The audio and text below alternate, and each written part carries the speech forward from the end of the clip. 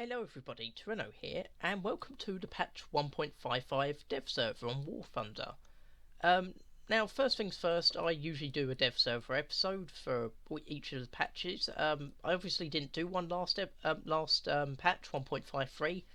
Basically, a lot of the graphical introductions meant I couldn't log in for some reason. The only way I've been able to get around that is ultra low quality. My PC can do more than that, but for some reason it keeps crashing. So I do apologise about that. But of course, this is the patch that introduces the British tanks. And, well, there's been some leaked images of the tech tree on the Reddit page and the forum. And the tanks themselves, we've only got 4 here, but the tanks themselves are pretty good. But apparently, Gaijin have decided to do the actual lines in a bit of a weird hodgepodge way. Well, basically, the tanks we've got here, we've got 2 light tanks, which in reality are actually cruisers, the Crusader Mark II and the Mark IV A13. They were actually cruiser tanks, which are sort of meant to, I suppose they were like for exploiting breakthroughs, which were created by the infantry tanks, which were supposed to support the infantry. We've got the Tetrarch, I never know how to pronounce this, which was a light tank. It was produced quite early in the war, but didn't actually go into service until quite a bit later. Madagascar, and I think Normandy, and possibly Operation Varsity. And the first armoured car in War Thunder, the T-17E2, which is used in the anti-aircraft role. But like I said, there's been leaked images, and apparently it's done in a really weird fashion. Of course, we haven't got any infantry tanks on here. They all start with light and cruiser tanks for some reason. But apparently this line sort of goes to the Matildas and Churchills, while the Tetrarch seems to go to Valentines, which are also infantry tanks. I don't know why they do that, and then it goes to like tank destroyers. Yeah, it doesn't really make sense. While the A13 is the most, sensible line, it just goes to cruiser tanks, from what I understand, and medium tanks. But we look at the first British tank, the A13 Mark 1, and it's one of the reserve tier tanks. And, well, as you can see, I think we've already got this in-game as a premium, but with slightly more armour. You can see it's very lightly armoured, only 28mm. But it's armed with a good gun, the 40mm quick-fire in 2-pounder gun. Now, I actually looked at the stock ammo, the armour piercing, and it's a very good gun. It's basically better than anything the Germans have until I think something like the Panzer IV F2 and the Panzer III with the long 50mm. I think it's better than most Russian stuff until like some of the later T-34s and possibly the IS-1 or the Su-85. The American's 37mm gun is pretty good. I think that's basically the original 37mm about equal and the later ones surpass it. But yeah, the 40mm gun is pretty good. This is for 500 metres, what I was comparing earlier at 90 degrees angle. Armour piercing capped ballistic capped is also pretty good. It seems to retain like better penetration at longer ranges compared to the stock ammo, especially like once you get beyond 1,000 metres or so. But looking at the rest of the tank, of course, your armour, it's not particularly thick. It's only like 28mm. Well, it says 28, but it only seems to show up as 14, so I'm not sure where the 28 bit is. Unless there's like 2 layers or something. And again with the turret, it says 28, but only seems to be 14, except around... yeah, but even the gunman is only about 14. So that seems a bit odd. And yeah, it's basically the same amount of armour all the way round. But like I said, it's got a pretty good gun, an excellent gun. Speed is 24.4 miles per hour. Now this is a light tank, and I'm pretty sure, I think most of the early American tanks are actually faster than this, including their medium tanks. So yeah, this isn't particularly great. Maybe this is just better at getting to its top speed than others. Crew, there's only 4 crew. Driver, loader, gun, commander, and your aimer. So yeah, standard tank. For reserve tier, it's pretty good, but it's not excellent. It will be penetrated by anything, but it does have that excellent, well, that pretty good 2-pounder gun. And next up is the Crusader Mark II. Now I thought this had, well yeah, it's got 30mm of armour. It says 28. I thought it had better armour than this in the early models, but possibly I'm mistaken. 50mm in a few little areas. It's got this little machine gun at the front. As far as I'm aware, it's not actually operable yet. It was deleted in many of the later models because it was a bit of a... Well, it wasn't particularly great. It's a bit of a weakness in the tank. It's just not needed. Again, it's got the 2-pounder gun. Has it got the same ammunition? Pretty sure it has. Yeah, same ammunition. Interestingly, it has a high explosive shell. As far as I'm aware, in the actual war, they didn't particularly use the high explosive shells for whatever reason. They were never issued. And again, standard armour. Slightly sloped, so that 14mm becomes 20, but barrel rating 2 is going to be penetrated anyway. Speed is 26.3 miles per hour. Again, that's a okay speed, but there are faster stuff. But again, it's going to be this big gun it's going to have to rely on, and you see this along with a lot of the British tanks. They all carry basically the same guns. The only way to differentiate from them is by crew, speed, and armour. And again, it's got 4 crew. It's got commander, aimer, driver, and machine gunner. So only 2 people in the turret, which is a bit of a disadvantage. And then we move on to the Tetrach. Again, I still haven't quite gotten it down on how to pronounce it. Now, again, armed with the 2-pounder gun. Again, it's a light tank. From what I understand, they use these for during parachute drops, for gliders and stuff. And as such, it does have very thin armour, only 16mm on the whole front, and the gun mantlet. It's going to be penetrated by whatever you fire at it. And there's only 3 crew, 2 people in the turret come out, commander, gunner, and driver. So again, it's a fast tank, but 42 miles per hour, but very lightly armoured. And lastly, we've got the armoured car, which, I'm a bit disappointed it wasn't like one of the Dalmias or something with the 2-pounder gun, but from what I understand, this is an American armoured car, so maybe, or the chassis is, so maybe it can pave the way for American armoured cars. Now, this actually has the thickest armour at 31mm, and due to sloping it actually goes up to 40, so yeah, the most heavily armoured thing on the British tech tree is an armoured car. It's weird. Even at the front, because of sloping, it's basically 30mm. It's just ridiculous why this is so armoured compared to everything else. And again, it's only got 2 machine guns, but these can rip through Panzer IIs and Panzer IVs from the flanks at least, so you could still be a bit of a danger at 1.0. And 3 people, you've got a commander, driver, and a aimer. I don't know what the commander's going to be doing all the way down there, but there he is. So that was all the British tanks. And there is a premium. As far as I can tell, it's not really that different. This one I think might have slightly more armour. I know one of them does have slightly more armour, I think. But that was all the British tanks. But of course, Britain got another new few aircraft, the Stirlings. And finally, the Wellingtons have been put back to Tier 2, where they kind of belonged. They were really over-tiered until these Stirlings arrived, or will be arriving. And the Stirlings are a bit odd, but they look very good. They've got a bit of an odd turret. It doesn't show any armour, but it doesn't say there isn't any armour, so I don't know if that's just not showing up yet.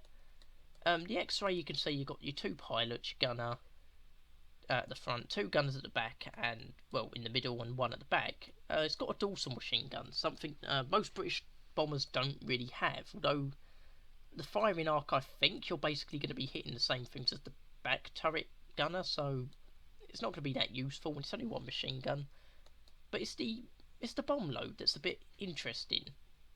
27 250 or 500 pound bombs.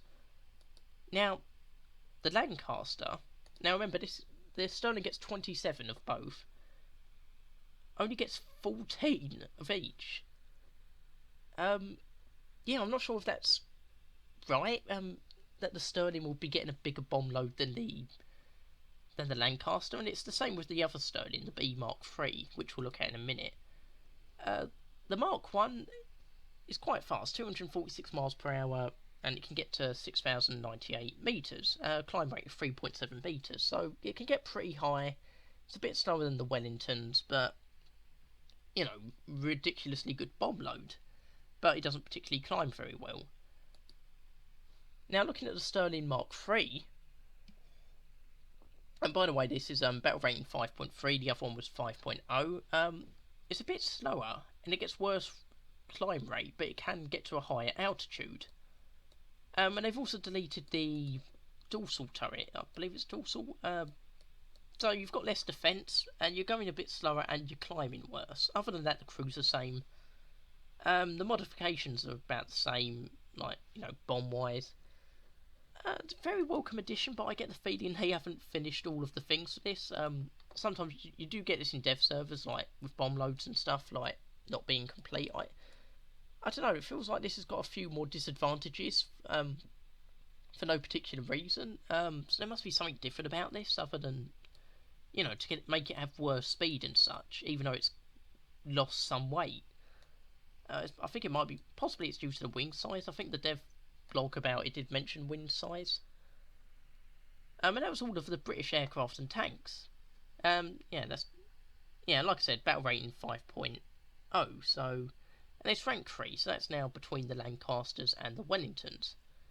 Now, Japan's also got finally a few new little aircraft. It's got a Ki-61 Tei, if I can find that. We'll look at that first. Now, if we look at armour, it's got not particularly great armour. You know, it's only a bit at the back. And again, it doesn't look much different. It has two 20mm cannons and two machine guns. It does 360 miles per hour, battle rating 4.7, turn time of 21 seconds, climb rate of about 11.9. Now, compare that to the one before. It has quite a bit better rate. It has a little bit better rate of climb. Turn time's a bit more, but it does go faster. Or it should go faster once upgraded, hopefully. But it has a slightly worse burst mass. So why is that? Yeah, it has a different. Yeah, it has the Japanese cannon. So this may not be as bigger. Well, it helps fill the gaps between the Ki-84 and the 61s, but it doesn't seem to have that many advantages over the one before it. The other new Japanese aircraft is the A7M2, and I do like the look of this aircraft. It looks a bit, I don't know, a bit like some of the dive bombers. Is it? I've forgotten the name of it. Is it B7A2 or something? Yeah, it looks a tiny bit like the B7A2. And this gets two machine guns and two cannons. And speed of 363 miles per hour, battle rating 5.3, rate of climb 12.6 meters a second. And it also gets some armour. 70mm bulletproof glass and some steel. And other than that, it looks about the same. But, you know, I don't think the A6 is the first of the A7. Well, it's the first of the sort of naval fighters to get some proper armour, from what I understand, if I'm remembering correctly. And it does seem to fit between the M1K2 and the A6M5, speed-wise. You know, faster than the A6M5, but slower than the M1K2. Turn time is about the same. It's slightly more than the A6M5, but about the same as the M1K. Rate of climb 12.6 is worse than the A6M, and well, actually, it's worse than both of them.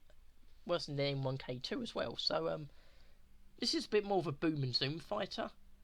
It also has a much better burst mass than the A6M5, but worse than the M1K2. And the next aircraft is the Ki-44 Hay, which is now folded. Now this gets 4 machine guns. I don't know why they're all counted separately. Yeah, it doesn't seem like there's any reason for it. Again, not particularly great armour. X-ray looks about the same. Battle rating 2.7. There you have a little look of it. And it does look pretty nice. Although it looks like the fuselage is a bit too big for the wings for some reason. And how does that fit between the 43... Well, like I said, it's folded with the 44. Yeah, speed is 356 miles per hour, which is slower than the 61, but faster than the 43. Rate of climb 15.5 meters. Better than the 61, but slightly better than the 43. And turn time is 21.4 seconds. Yeah, slightly worse. Yeah, worse turn time than the 61, and definitely worse than the 43. So again, it's going to be like a bit of a boom and zoom fighter, I'm guessing.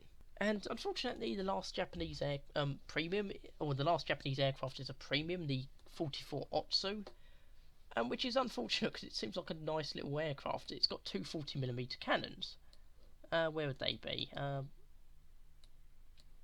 assume it's these big. Yeah, these must be those bigger ones. Yeah, because there's the machine guns. Again, standard armor, a bit of steel. It does look very nice, and I think it would be pretty effective. If we look at the modifications, it can carry some bombs to make it even more effective. Oh, that's interesting. It only carries high explosive. Yeah, so you're not going to be using this for tank busting anytime soon, unfortunately. But against bombers, that should be good. But it's only battle rating 2.7, so you're not going to be seeing that many big bombers. The 49 2As is like, yeah, they're all like 3.7 or above. So yeah, I don't know why that's so low tier. It's not going to be. Yeah, it seems like that's not going to really have a useful role. Max speed is 355 miles an hour, turn time of 22.5 seconds, and rate of climb of 15. 356. So yeah, it's slightly slower than the 44 Hay, and about a slightly worse rate of climb. And that's all the Japanese aircraft. We'll move on to the Soviets, who have got a rather interesting aircraft, the MiG-17. And this has caused a bit of an uproar online, because a lot of people weren't really expecting this. To be honest, I wasn't expecting it. It does look very nice, although that bit at the front, it looks a bit odd. Yeah, it seems a bit odd they've added this in while the Germans have been waiting like years for their bombers and the Dornier A335. The Japanese are only just getting their aircraft. I don't know if this was needed at this moment. We literally just got the Hunter, and now we're suddenly leaping forward even more in time and stats. I think this is slightly faster than the Hunter, 657 miles per hour. I think the Hunter's something like. What is the Hunter? Yeah, the Hunter's 688, so at sea level. So what's so the Hunter should be faster than it, but of course at different heights and such. But yeah, it's a battle rating 9, so the max you can get. It's got a 1 second burst mass of 10.80 kilograms, rate of climb of like 40 meters a second, a turn time of 23.2. So it looks like a pretty good plane. It says it's slower than the MiG-15 BIS, which seems a bit odd. I'm guessing it must be faster at like different altitudes, because it says here like 2,000 meters, so maybe above or below that it's a lot. It'll be faster than another aircraft. But that's the Russian MiG-17. So you got a description? No, sometimes you could tell if it's been in works for a long time by if it's got a description or not. And you'll need 380,000 RP for that, so that's quite a lot. And the Russians have got one new tank as well, the T-44 122. It's a battle rating 6.3. It's got quite bad armour, something like 90mm on the hull, which because of sloping goes up to about 120mm, 130, but it's also got this huge weak spot here, which is only 85. The gun mantlet's pretty thick, but the rest of it's pretty thin.